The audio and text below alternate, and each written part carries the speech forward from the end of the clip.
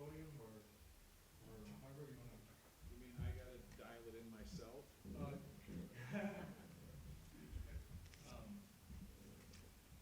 Let's see. Yeah, so just, you want me to do it? Yeah, you better do it. Okay, let's see. So let me flip this projector over to yours. Where do I put it in? Where do I put it in? Under search? Yeah, hit the Okay. eyeglass. There we go.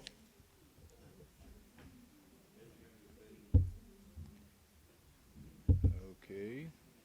Is it working? Yeah, there you go. Where was Michael's sounds? Michael's, this doesn't work. These aren't working. You know what? Yeah, does everyone know what Trobando means? Probando, señor, por favor. Okay. So anyways, before we get into the nitty-gritty, how many hours do I have? An hour? Half an hour. Okay, that's plenty of time. Before we get into the nitty-gritty, a little history. I don't know when those Central American republics had Spanish people coming over. The explorers, probably in the 17th century, 1492, 1500, probably late 1500s. No? Yeah. Where's our Jeopardy man? Yeah, 1500s.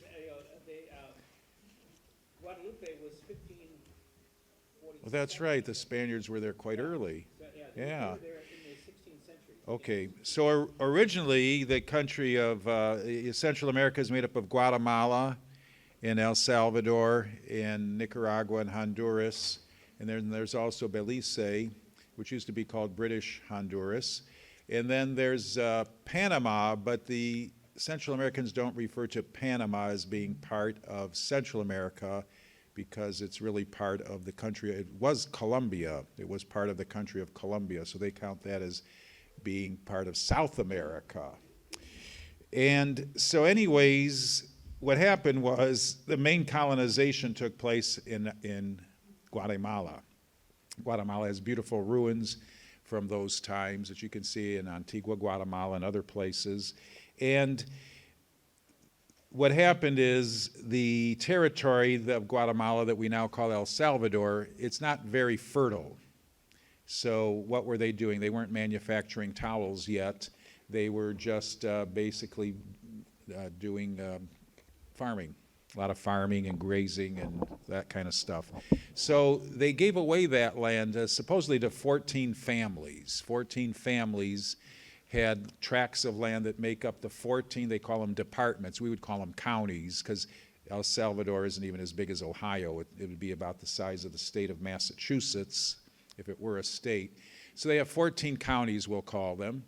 And those each belong to a different family. I guess that's true. I don't really know. We'd have to research that some more. But that's because it doesn't have very good land. They do grow coffee and cotton, but not a whole lot of either one. They don't really do any kind of like bananas. You find a lot of bananas from Central America, but not in El Salvador. The bananas aren't very good because the soil is too acidic from the volcanoes that run through the country. There are 7 volcanoes that run through the middle of the country. Now, we don't have a country map. How do I make a country map? Well, there we would go. See the whole, in fact, they should appear on your screen if I did this correctly. Do I just show volcanoes, El Salvador? What do I do here, Bruce? There you go. That'll open up the browser. It'll probably take the existing and El Salvador. See what happens. Well, they give us all the different ones. So if we start in the far eastern part of the country is Conchagua, which I don't even see here on this. It says open up results in browser. Right here? Oh, okay, they list them all in a row, I see. What are you seeing? Oh, you're seeing the same thing I'm seeing. Okay, so anyways, the first one is Conchagua, and they don't show the volcano, they show the cathedral I see here Okay. But anyways, there are volcanoes that run right down the middle of the country, and they're easily spotted, obviously. I think you would say they're dormant, although the one in San Miguel, it has smoke coming out of it periodically. So does that mean it's still dormant? I guess it does. There's the big one in San Salvador volcano. You can climb the volcano. You go up the side of the volcano, and then when you get to the top, you can walk around the whole huge rim. It's pretty big. And what do you see down in the middle? Good guess. Pollo Campero? No. You see a big sulfur lake. It's kind of greenish, and that sometimes gives off a little smoke, but not much. And so that's a fun thing to do. But they did have one volcano, Izalco. It's beautiful. It's in just to the west of the capital city. Is it showing? Why doesn't it show? Izalco. I'm clicking, but it's nothing's happening. I don't think we're on the Earth anymore here, Bruce. No, you're not. No, you gotta open this one. Here you go. You wanna go back to Earth? Yeah, let's go back, and then can I put in Izalco? Yeah. So, get the icon, the search icon. Yeah, there you go. Just type it in. Oh, okay. And Izalco was known as the Lighthouse of the Pacific. Here it is. So you just come down and grab that. It is? I got it.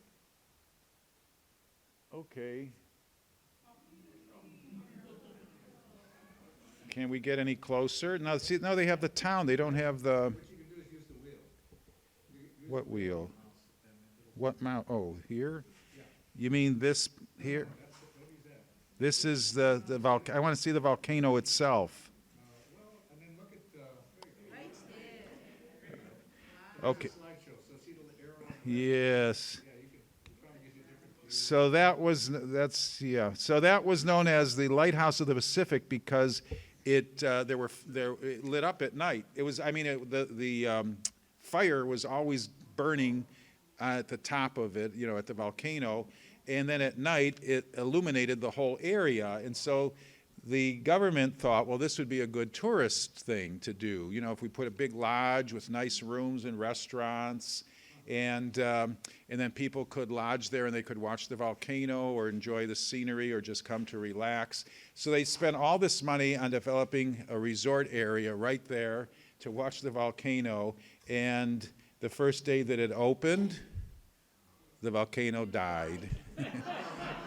So it's the story of El Salvador. So anyways, that kind of ended that, but it's still there and it's still beautiful. It rises out from the mist. And in the early morning, it's really pleasant if you're driving along just at sunrise and along any of the highways where these volcanoes are. There's the main seven. It's very pretty. There's 7 main ones. Then there's 2 that are a little bit north. They're not along the middle of the country. And the one is on the Guatemalan border. It's called Chingo. I don't know if it's even worth looking at, but Chingo is on the border with Guatemala. And then the other one is up north. It's called Guasapa. Do you remember Guasapa, Senorita Katy? Yes, Guasapa. And nothing's happening, Bruce. Yeah, you gotta hit the search button there. Search. That- yeah, I'm no good at that. What was it called? Well, I don't like Chingo. Look at Chingo, because I'm not really familiar with Chingo. I never went there. Chingo, oh, it says Chingo, Guatemala, Chingo, Apopa, El Salvador.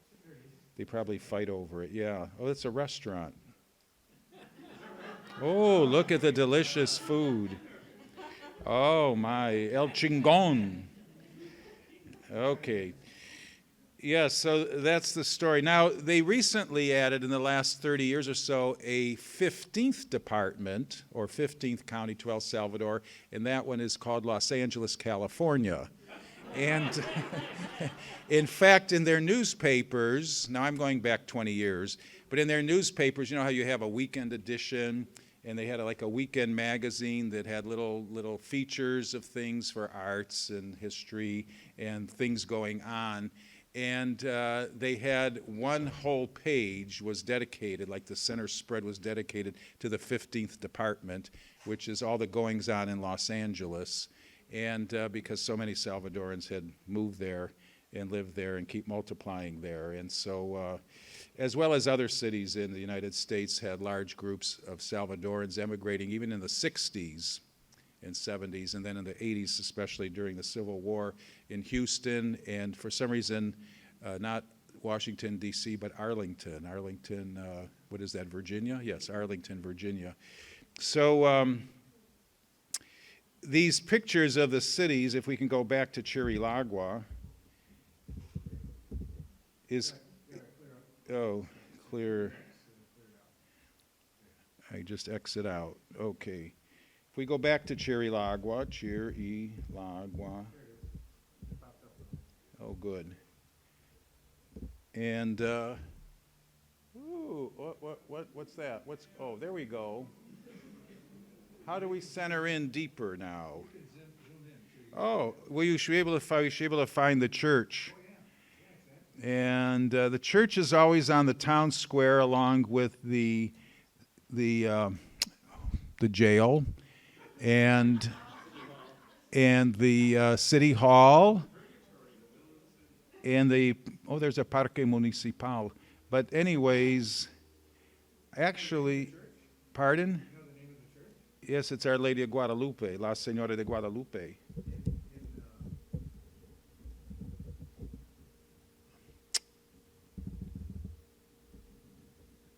Well, we'll just put Guadalupe Church.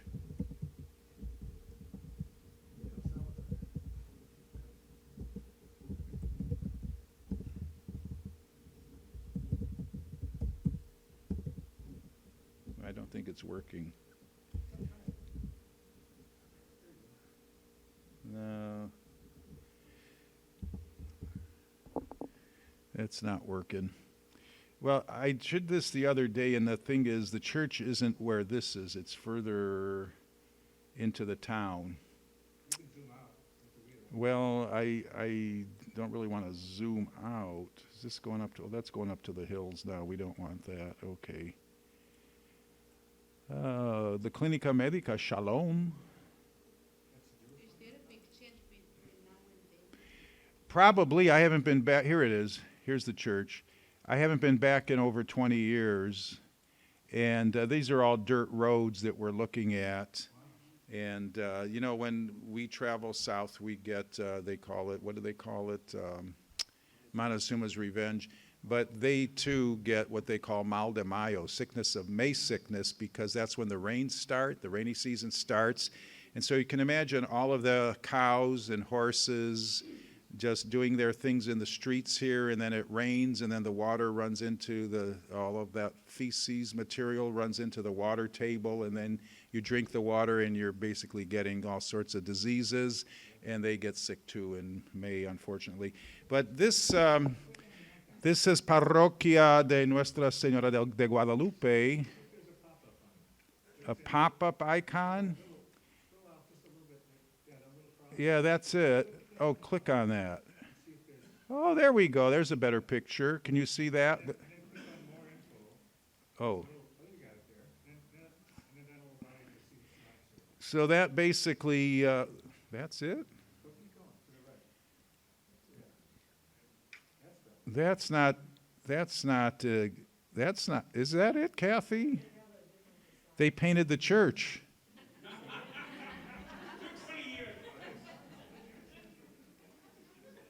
No, that's not it. That's a different city.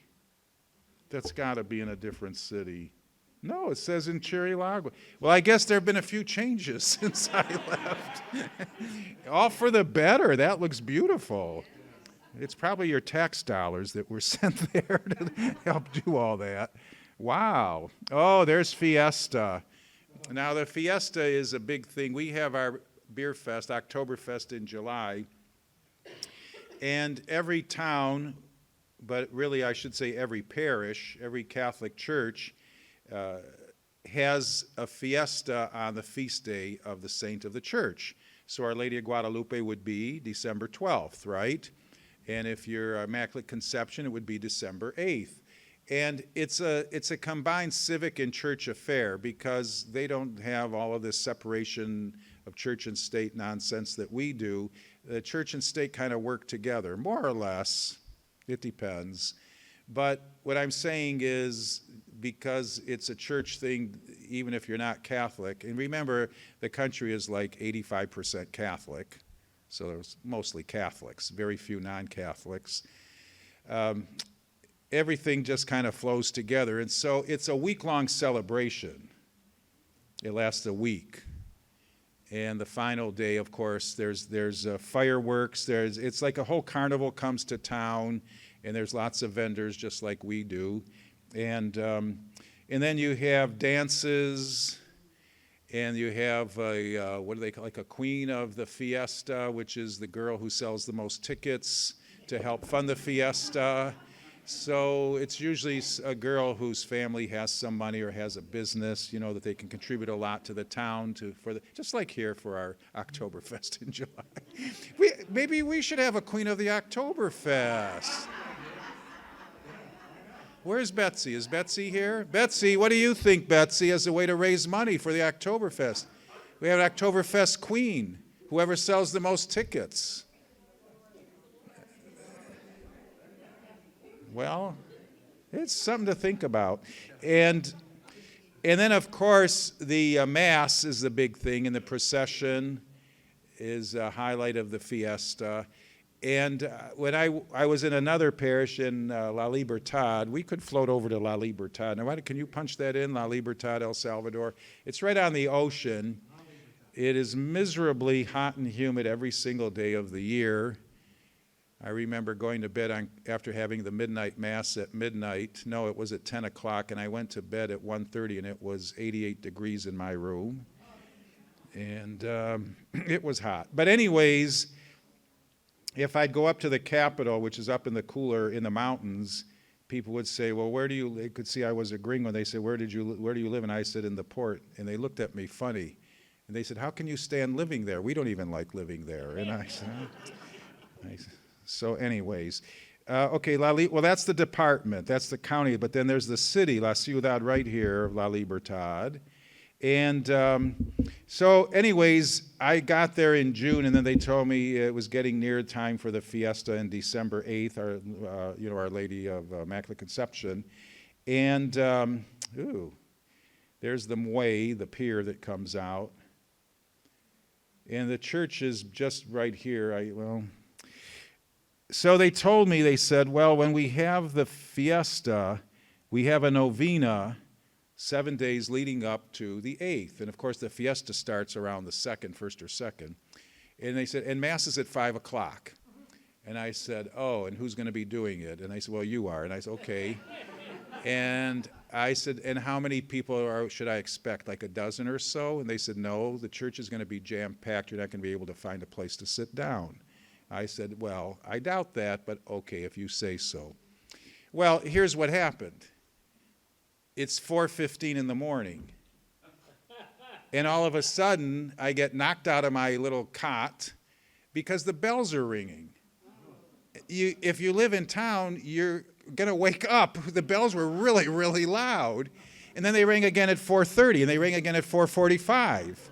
And they rang again right at 5 o'clock.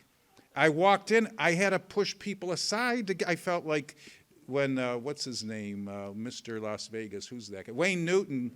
I was in Vegas once, and Wayne Newton apologized to me because Father Yanis and I were there, and at one of the casinos, you had to put a ticket in a drum. You had a chance to win a $100,000 drawing that Wayne Newton was going to pick the ticket, but you had to be there on Saturday at 6 o'clock. So I'm standing away from this huge crowd in the entryway of the casino when I hear somebody grabs me by the shoulders and pushes me aside and says, excuse me, and it was Wayne Newton. And anyways, so that's what I felt like, getting through the crowd. You had to push people aside every morning to get through a jam-packed church. And it was a beautiful Mass. They participate well. They like to sing a lot and out loud.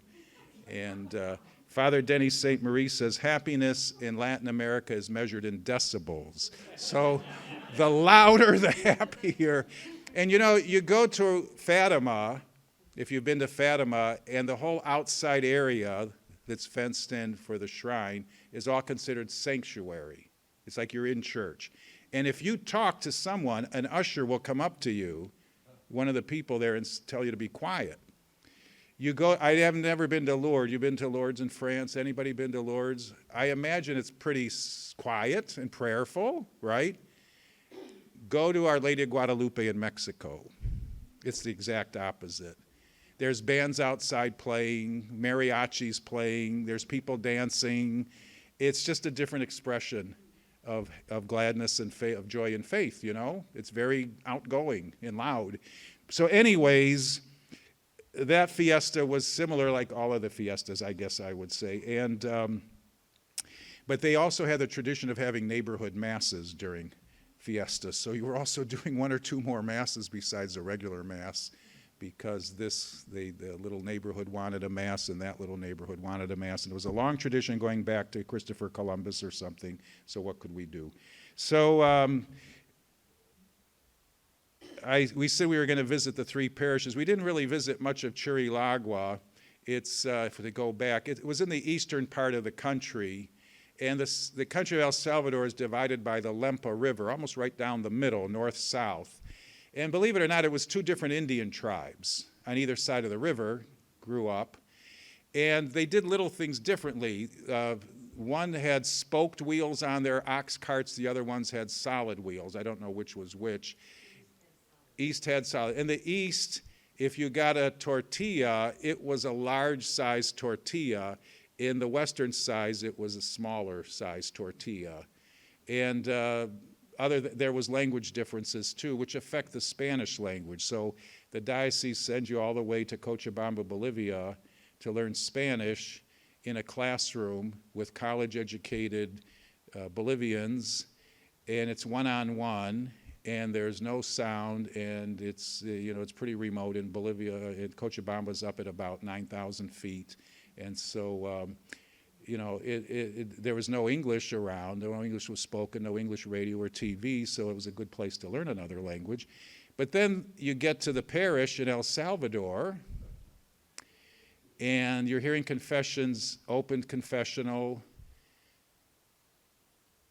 where the bus depot is, and the horns are blaring, and the person who comes in is a 40-year-old woman with no teeth, and I don't know what she's saying.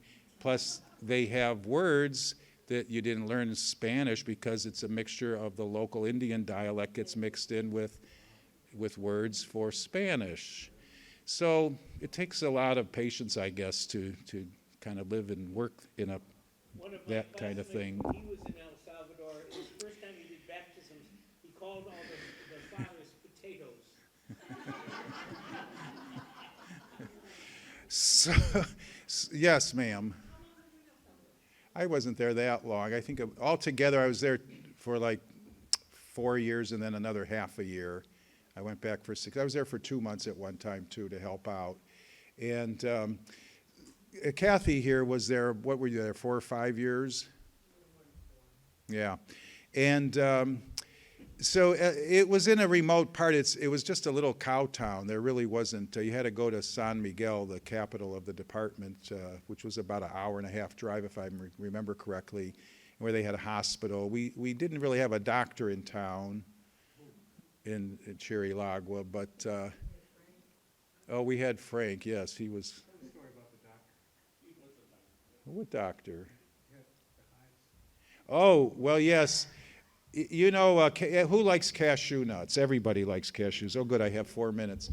And they have a lot of cashew trees. They call them marañones, the fruit. And the fruit of the cashew tree, it looks like an apple, but it's kind of a soft outer. It's not hard, it's soft. And it could be red, yellow, orange, purple. And then at the bottom of this hanging fruit is the nut, which is not a nut, as Father McNeil will tell you, it's a duple. Droop? Droop. Or droop, D-R-U-P-E. And It's kind of silver, and it's not a hard shell. It's a soft shell, but it's stuck to what's on the nut, the cashew nuts on the inside. So I was at this place, I think it was that Tierra Blanca was the place with all the cashew trees. The Japanese had planted groves and groves of cashew trees to harvest the nuts for the oil, which they were going to use. It's like a fine machinery oil. And El Salvador had a trade agreement with Japan. So like you saw, no American cars in El Salvador because they did all their trading with Japan for things like that. But anyways, I took a bunch home, and I wanted to roast them because I love cashews. So I told the cook, I said, I'm going to roast these nuts. And she said, well, be very careful, Padre, because a lot of people have allergies to the cashew nut. It's you're going to get oil on your hands, and people are allergic to it. I says, I'm an American. I can handle it. Don't worry about me. So I roasted the nuts, pulled them out, tried peeling them, went to bed. The next morning I woke up covered in hives from the top of my head to the bottom of my feet. Hives all over my body. So I went in to eat breakfast with the other missionaries like Kathy Haig here and Father Frank Clammett and Laura Ergo, who Father Frank and Laura already passed on at a young age. And they looked at me, and Kathy was a nurse, and Father Frank, he became a doctor when he came home from El Salvador, but he was already doing doctoring there. And they said, well, you got to go see, there was a man who had been in medical school for a year or so, but he had a drinking problem, so he never became a doctor. So he was like the town doctor. And as long as he was sober, he was okay. He knew what he was talking about. And so he looked at me and he said, you have to get inoculation. And you don't have prescriptions. You just go to a drugstore and tell them what you want and they give it to you. There's no prescription. Yes, it's just. Yeah, it's like a little house. So he told, and what he gave me, I had to buy I think it was one syringe, and then it was an ampule in a glass thing that you crack, and then you stick the syringe in and draw out the fluid. So Father Frank said, I'll do it. And I said, well, maybe Kathy should do it. She's a trained nurse. No, I'm going to do it. So he gets it done, and I have my sleeve rolled up, and he comes at me with this injector, the shot, like this. He's shaking like this. And I said, what the hell is he? I said, okay, that's it. I said, give it to Kathy. She will do it. He says, no, I'm going to do it. I was ready to faint just from that, and he went pop like that. I didn't feel a thing. It was the most pain-free inoculation I had ever had. And then I woke up the next day, and just about all the hives were gone. So it was, what do they call that? Steroid. It was some kind of steroid. And that was all I needed. So anyways, my time is up, and thank God. And I told you I could go on for hours, but I won't. And who's our next speaker? Father McNeil. Oh. Intermission. Yeah, we have. Oh. That sounds good. You're welcome.